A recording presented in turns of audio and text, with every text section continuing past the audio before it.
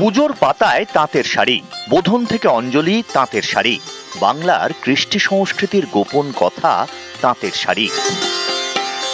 নদিয়ার শান্তিপুরেই তাঁতের বাড়ি, এখান থেকেই দেশ বিদেশ সফর। এবার কিন্তু তাঁতের শাড়ির বাজার তুঙ্গে। আমার তো মনে হচ্ছে সবই নিয়ে যায়, রিজনেবল প্রাইস এবং প্রচুর শাড়ির স্টক।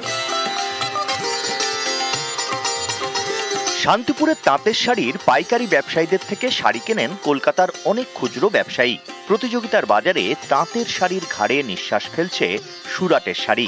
তাঁতের শাড়ির থেকে দাম কিছুটা কম। সুরাট বনাম শান্তিপুরের লড়াই জমজমাট।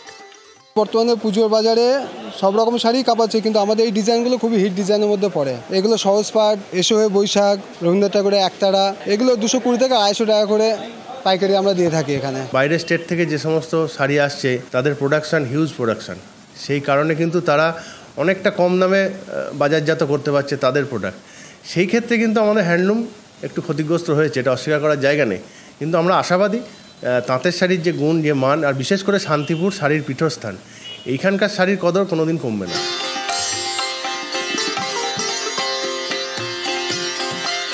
পুজো আসছে, দোকানে দোকানে ভিড়। পুজোর রঙে রঙিন শান্তিপুর, তাঁতের শাড়ির রঙে ঝলমলে শান্তিপুর। নদিয়ার শান্তিপুর থেকে রঞ্জিত সরকার, নিউজ 18 বাংলা।